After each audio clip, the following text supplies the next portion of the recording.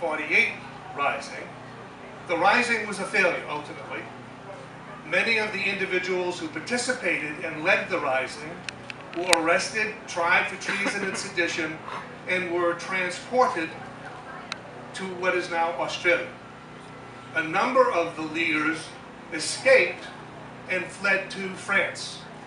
Because if you look at the rising of 1848, one of the major reasons for that rising in 1848 was because of the number of risings, rebellions that were taking place in Europe at the time. The French Revolution. Unfortunately for the men of 1848, with the potato famine, most of the population were physically incapable of militarily rising. And the leadership, as I said, fled to France. One of the primary leaders, of course, was James Stephens, and a fellow by the name of John O'Mahony. In 1858, James Stephens and John O'Mahony were the two individuals responsible for the formation of what was then referred to as the Irish Revolutionary Brotherhood, which became the Irish Republican Brotherhood, and here in this country was referred to as the Fenians. O'Mahony was an Irish scholar. He had literally just recently translated from the Irish into English the history, and in his research he came across the Fianna, ancient Irish militia unit of ancient Irish history, and he coined the term for the American branch of the Irish Republican Brotherhood, the Fenians. And the Fenians are still referred to in the north of Ireland today, I can assure you. Now, the founding of the IRB in Dublin was on March the 17th of 1858. Within weeks of the establishment of the IRB, in New York City, John O'Mahony, with the likes of people like Michael Cochran and Thomas Francis Marr, formed the Fenians in New York City, 1858. And the idea was, of course, to establish a military capability to rise subsequent to that time. Unfortunately for the movement, in April of 1861, the American Civil War breaks out. And there was actually a split because James Stephens really did not want Irishmen volunteering to fight for the Union. He wanted them to come back to Ireland to fight. So there was a fight, if you will, even within the movement at that time. What is significant for you who are Irish American citizens today, from that American Civil War, in which some 700,000 Americans lost their lives on the battlefield, 150,000 of those who served in the Union Army were Irish born. 50,000 of that 150,000 were sworn Fenians. There were 16 Irish-born Union generals during the American Civil War, 8 of which were sworn Fenians. There were 6 Irish-born generals in the Confederate Army, 3 of which were sworn Fenians. Probably the most famous of the Confederate was a major general who received the highest rank in the Confederate military, was Patrick Rowan Cleburne, who during the siege of Atlanta met with another, this time Union general, by the name of Fighting Tom Sweeney. The two of them, now you have to understand, burial details are going out after, during the siege of Atlanta. Confederate are burying theirs, the Union are burying theirs.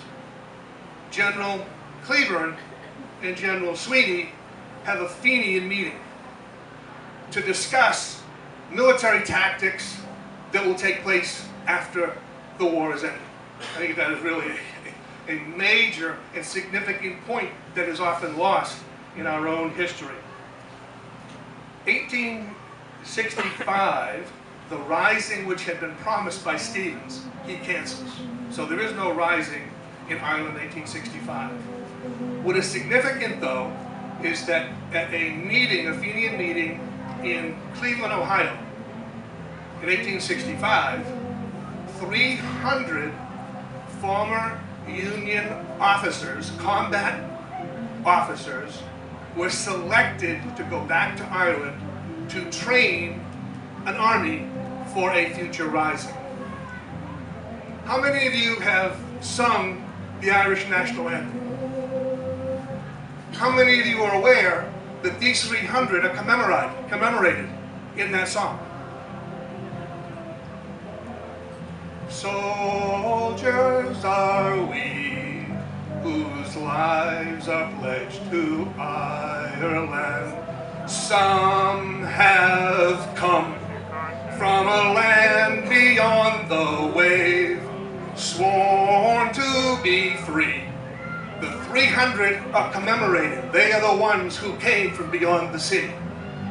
So they are commemorated in the Irish national anthem. Now, the rising, as I said, of 1865 did not take place. The leadership of the Fenian and IRB was subsequently moved from Ireland to England. As in 1865, 1866, the British government took habeas corpus, suspended habeas corpus. So many of those 300 officers who were in Ireland were subsequently arrested. And there were unbelievable quislings, is the term, traitors, spies. John Joseph Corridon, who had actually fought in Cochrane's Legion, became a paid informant for the British and named a lot of the officers who were in Ireland at the time.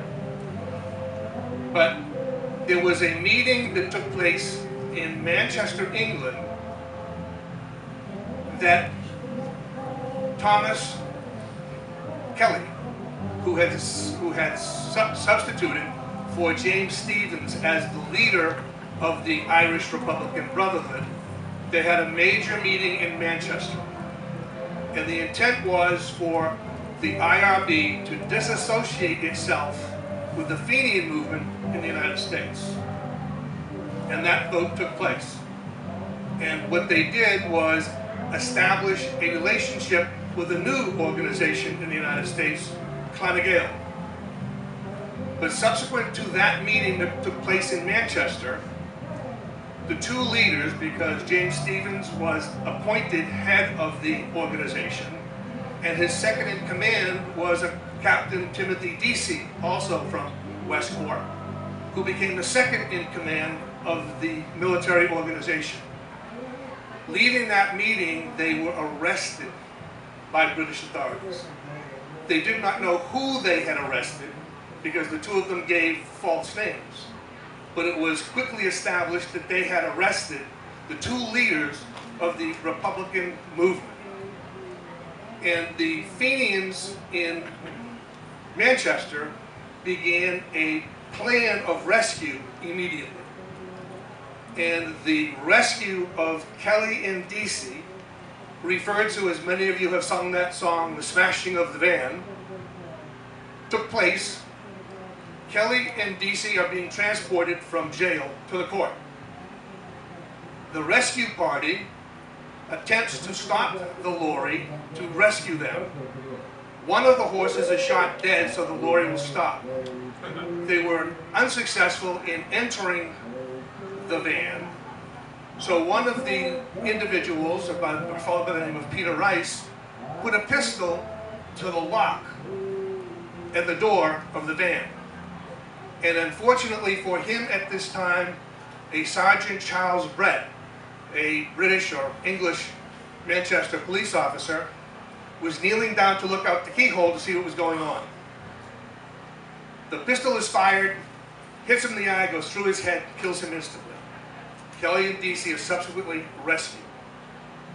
A number of those who rescued, were part of that rescue party, were subsequently arrested. 5 of the individuals were tried and